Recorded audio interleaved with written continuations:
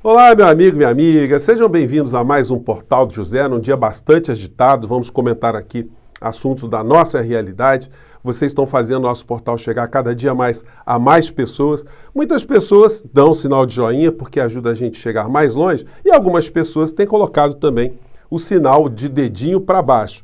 Isso é muito importante, porque é sinal que a gente chega para além de pessoas que pensam próximas de nós. É muito legal a gente estar chegando a pessoas que pensam de um modo diferente. Se você está chegando agora, você que é muito bem-vindo, se inscreva aqui no nosso portal, compartilhe os nossos vídeos, mande suas críticas, as suas sugestões e dê o joinha, porque a gente chega mais longe até pessoas como vocês. E nos comentários aqui no nosso portal, muitas vezes a gente recebe comentários do tipo: vai para Cuba, vai para Venezuela, vai para a China, a nossa bandeira nunca será vermelha. Olha, se você pensa assim, que a nossa bandeira nunca será vermelha, esse papo nosso aqui vai dizer algumas coisas para você. Em primeiro lugar, nós estamos vendo aqui que esse negócio de Bolsonaro não querer bandeira vermelha no nosso país são só as bandeiras vermelhas inúteis, porque as bandeiras vermelhas que enchem as burras de dinheiro dos grupos empresariais que o governo Bolsonaro e ele próprio está defendendo, e a gente vai mostrar aqui um vídeo rapidinho, para esse tipo de bandeira vermelha, ela será sempre bem-vinda. E você, meu amigo, que está passando sufoco, que acredita no governo Bolsonaro, a bandeira vermelha vai entrar na sua casa, quer você queira ou quer você não queira, porque esse governo não tem preocupação alguma com o futuro do nosso país. Muitas pessoas dirão, e os meios de comunicação são hábeis em passar esse tipo de desinformação para a população, que esses reajustes eles são provenientes da seca histórica que nós estamos tendo aqui no nosso país.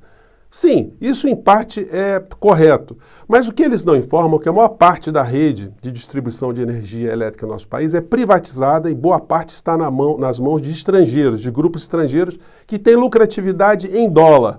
Então, se a moeda varia muito, se o dólar sobe muito, eles têm que ter uma compensação dessa variação da moeda, fazendo um aumento, um reajuste nas nossas contas. Prejuízo, esse pessoal não toma nunca. E não é à toa que o setor elétrico, aqui no nosso país, ele é uma fatia do orçamento doméstico, uma fatia do que circula de dinheiro no nosso país, muito importante, quase um investimento sem risco algum. Porque a companhia ela passa a ser dona da sua conta de energia elétrica, numa estrutura que já está montada, e ela vai cobrar a conta. Se você não pagar, eles cortam a sua energia. E eles ficam sempre sujeitos aos lobbies, aos reajustes, a todo tipo de discurso, como esse agora da bandeira vermelha, da crise hídrica e por aí vai. Bom, e que o governo Bolsonaro tem feito em relação ao projeto energético do nosso país, em relação à economia do nosso país? Vocês conhecem alguma pauta nesse sentido? Claro que não, porque eles só querem vender, vender, vender e vender. E o Bolsonaro vai matando brasileiros, vai iludindo brasileiros como ele estivesse num centro de um picadeiro, engolindo fogo, fazendo malabarismo, fazendo palhaçadas, piadas sem graças, enquanto a gente não percebe o que está acontecendo. Hoje o Bolsonaro, no seu cercadinho, ele foi falando uma série de coisas e ele falou uma frase aqui que mostra pra gente por que é que ele não cai, por que é que ele é uma pessoa que ainda continua a matar e sorrir e debochar da nossa cara. Ele disse o seguinte lá para os seus seguidores. Eu não vou aceitar discutir aqui sobre privatização. Peraí, Bolsonaro, que meu braço não Bem, bate. se não privatizar, tá, isso acaba, vai ter um caos do sistema energético no Não vai Brasil. meu braço. Deixa eu sair da sua foto. Porque roubaram tanto, tá, que ninguém fala nisso. Foi? Tá? Essa petralhada roubou tanto o Brasil, vai dar prejuízo mais ou menos 70 bilhões por ano, vai dando lucro. Então, quer dizer, o problema é que tinha gente roubando. Então agora está dando lucro. E está dando lucro, então vai privatizar. Quando o Bolsonaro fala isso é uma música para aquilo que a gente chama de mercado. Os grupos empresariais, os meios de comunicação que são atrelados a esses grupos empresariais e que têm negócios nas bolsas, nas fusões de empresa, nos títulos que vão para cima, vão para baixo. Então, vamos deixar o psicopata à frente do Brasil, né? Ele está matando pobres, está matando pessoas, está matando ingênuos, está matando seguidores de várias raças, de vários credos, mas isso não importa. Importa que os setores do topo da pirâmide estão ganhando muito dinheiro. Gente, hora por outra, eu recebo aqui pedidos para indicação de livros, né? Eu não gosto muito de fazer isso, porque livro é uma coisa muito pessoal. Às vezes você acha um livro muito legal e alguém, de repente, não acha. Mas esse livro aqui do Noam Chomsky, Quem Manda no Mundo, explica muito para a gente quem é que manda no mundo e quem é que manda reflexamente no Brasil. Ele diz aqui nesse livro que nos Estados Unidos você não tem mais democracia, você tem lá um troço chamado corporatocracia. São as corporações que elegem os deputados, controlam as mídias, controlam o poder judiciário, os poderes de uma maneira geral. Tudo é regulamentado a favor desses grandes grupos ou desregulamentado também em relação a esses grupos. Agora está tendo uma discussão no governo Biden que parece estar mexendo em alguma dessas corporações, alguma dessas relações. E no Brasil, essas corporações têm seus tentáculos, e na América Latina, nos países subdesenvolvidos, de uma forma muito intensa. E eles controlam como podem, do mesmo modo que eles controlam fora do nosso país. Comprando deputados, fazendo tráfico de influência, subornando, fazendo todo tipo de infiltração de agentes privados dentro da máquina pública para roubarem direitos sociais, que é o que está acontecendo hoje no governo Bolsonaro. Os bolsonaristas, eles não acreditam que estamos sendo roubados. Mas aí a gente vai colocando essa coisa da bandeira vermelha para eles e vai colocando mais informações. O gás de cozinha já subiu 11% esse ano. E está atrelado ao dólar também, o setor está sendo privatizado. Nós não temos mais empresa pública de distribuição de gás. Eram 5 distribuidoras, a última que tinha, que era a Liquigás, também está sendo privatizada. E essas pessoas continuam achando que o Bolsonaro é um homem que está zelando pelos interesses nacionais. Os grupos nas redes de apoio ao Bolsonaro, que a gente chama de os animadores da senzala, ou de senzala, eles não entram em discussão para esclarecer as pessoas sobre o preço do gás, o preço do combustível, a extorsão da energia elétrica, as privatizações de empresas de uma maneira geral. Não, eles fazem o discurso do Paulo Guedes, do grande comandante desse gangsterismo que a gente tem na área econômica aqui do nosso país. O que eles estão fazendo hoje? Eu estava vendo aqui os últimos programas dessa gente, o canal que estimula, né, a militância bolsonarista. O que eles estão preocupados? Bolsonaro pede acesso aos celulares dos advogados do Adélio Bispo. Os caras ainda estão com essa história na cabeça. ONU acusa a China de tráfico de órgãos. Os caras estão... Da onde é que eles acharam isso, né? Isso aí vai mexendo com as pessoas. Bolsonaro vetará passaporte sanitário. E eles chegaram a ponto de mostrar, nos vídeos deles lá, fake news, né? Mais uma vez atacando a vacina, o Bolsonaro atacando a vacina de novo. E, enfim, é uma desmoralização, e não é à toa que eles estão perdendo espaço nas redes sociais, estão perdendo inscritos, estão sendo detectados em todo tipo de crimes, e muitos desses agentes estão fora do Brasil. E hoje, na CPI lá do Senado, a gente não pode deixar de comentar, né? O ex-governador Wilson Witzel foi para lá. Eu não tenho a menor simpatia pelo ex-governador, até porque foi um homem que foi eleito junto com o Bolsonaro, e só por estar junto do Bolsonaro já mereceria de nós todas as críticas possíveis. Os seus primeiros meses na frente do governo do Rio de Janeiro foram absolutamente questionáveis, aquelas posturas de colocar a polícia para combater criminalidade, fazendo práticas de extermínio antecipado, enfim, várias coisas ali que ele andou muito mal.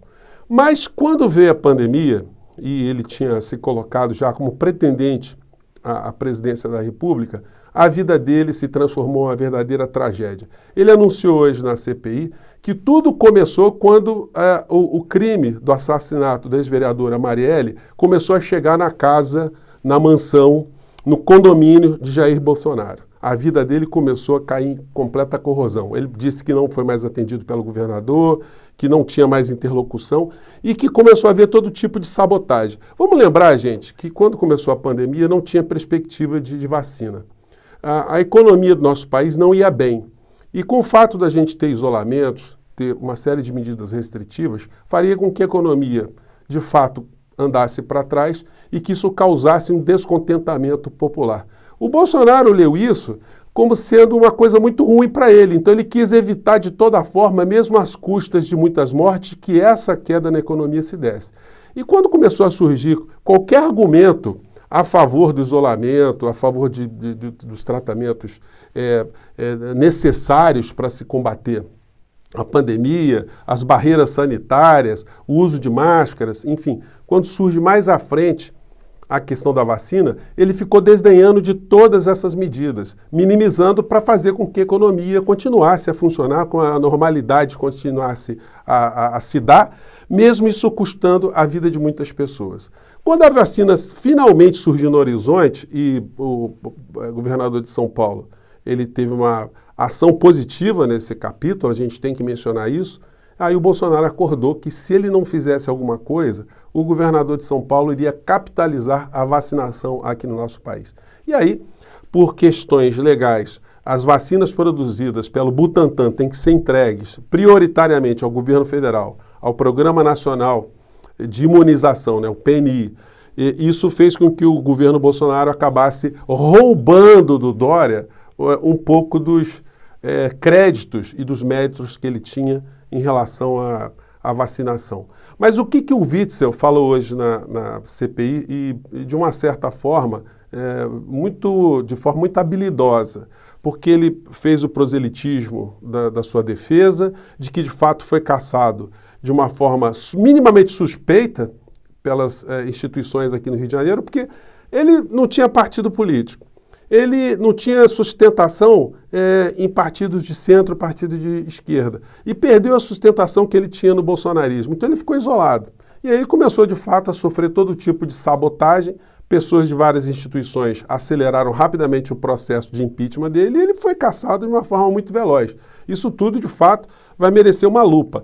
Mas o que ele deixou muito fortemente, né, registrado nessa CPI é um fato que os grandes veículos de comunicação não abordaram de uma forma criminosa também, e a gente pode dizer que eles são cúmplices nesse genocídio aqui no nosso país. Que o Bolsonaro, ele perverteu a lógica. Ele sabotou os governadores, sabotou os prefeitos, ele não atuou a favor da vacinação ou do isolamento, não atuou de forma nenhuma para que houvesse uma coordenação no combate à pandemia, e quando ele viu que a coisa ia ficar muito complicada, ele jogou a responsabilidade no colo dos prefeitos e dos governadores, como se fossem eles exclusivamente os responsáveis pelo combate à pandemia aqui no nosso país. Até hoje entra bolsonarista dizendo aqui no nosso portal, você está criticando o Bolsonaro, você não sabe que o STF proibiu o Bolsonaro de agir. Isso é mentira, gente. Isso é uma das calhordices que o Bolsonaro tem falado o tempo todo e que as suas bases de apoio acreditam que ele não fez nada. Agora pense bem comigo. O que o Bolsonaro poderia fazer e que o Supremo Tribunal Federal não deixou ele fazer nos estados e nos municípios? O que Bolsonaro gostaria de fazer? Manter tudo aberto? Porque o que os governadores e prefeitos poderiam fazer é determinar o isolamento e o fechamento de algumas atividades. O que o Bolsonaro queria fazer? Ele pretenderia fazer? Não deixar os prefeitos fazerem isso? Parece que sim. Se isso não acontecesse, a gente ia ter reprodução do que aconteceu em Manaus em vários lugares aqui no nosso país. Se nós hoje estamos chegando a 500 mil mortos, meu amigo, minha amiga, nós teríamos aqui 1,5 milhão de mortos se não fossem os prefeitos e os governadores. Teríamos muito mais gente morta no nosso país. Proporcionalmente aos Estados Unidos, hoje nós temos muito mais mortos do que eles têm lá. Eles completaram ontem 600 mil mortos. Nós já estamos chegando a 500 mil mortos. Só que eles têm uma população de mais de 310, 320 milhões de habitantes. Nós estamos aqui com 210, 220 milhões de habitantes. Então, proporcionalmente, nós já temos mais mortos do que eles tiveram nos Estados Unidos. Isso tudo estava muito claro para nós que estamos acompanhando todos os dias, que o Bolsonaro ele foi o principal sabotador de isolamento, das medidas sanitárias, da vacina, desde o começo, e ele tem que ser responsabilizado por isso, aqui no plano interno e no plano externo também. O Bolsonaro, gente, quando ele perder o poder, ele vai sofrer todo tipo de processo, todo tipo de incriminação. Isso tudo vai brotar uma hora. E as elites que ainda garantem o Bolsonaro no poder estão fazendo isso porque estão ganhando.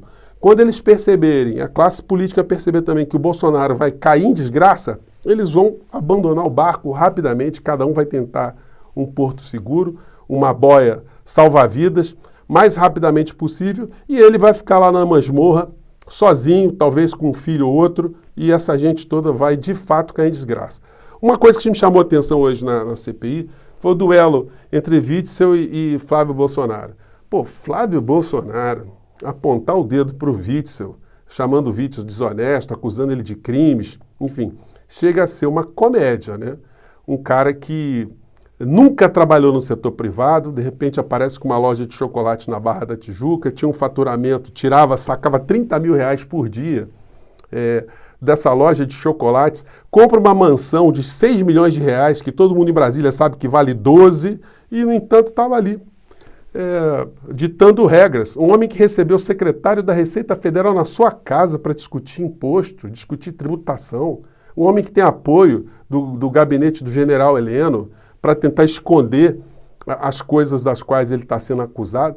O homem que empregou no seu gabinete a mãe e a mulher de miliciano morto, esse homem estava lá na CPI discutindo com o Wilson Witzel e mais, né? Levou o deputado Hélio Negão e o deputado Ottoni de Paula, aquele que dizia que o Alexandre de Moraes era um lixo, pois bem, que foi condenado a pagar uma indenização por danos morais ao Alexandre de Moraes e agora está pianinho, não fala mais o nome do ministro. Então, o Witzel, quando viu esse cenário, começou a ver que haveria xingamentos em relação a ele, pegou o boné, disse, olha, já contei aqui meu recado, já disse que o Bolsonaro é o responsável por ter atuado, ele e seus cupinchas, contra isolamento, sabotando prefeitos, governadores, inventou uma, como ele diz, narrativa que distorce a verdade. Eu não vou ficar aqui escutando xingamento. O que eu tenho para falar para os senhores, posso falar reservadamente numa sessão secreta, é só me chamar que eu venho e é o que vai acontecer. Dizendo ele que tem revelações muito importantes para fazer em relação à elucidação de várias situações. A gente tem a impressão, pelo que ele disse, que fatos relacionados à morte da ex-vereadora Marielle Franco também estão nesse contexto. Vamos acompanhar os próximos acontecimentos, mas fato é que tudo que nós estamos vendo na CPI já está mais do que de conhecimento, já é mais de conhecimento público nacional e internacional, que se tem um responsável por esse genocídio aqui no nosso país, esse nome já é identificado como o nome do presidente da República. Gente, um grande abraço, até o próximo encontro.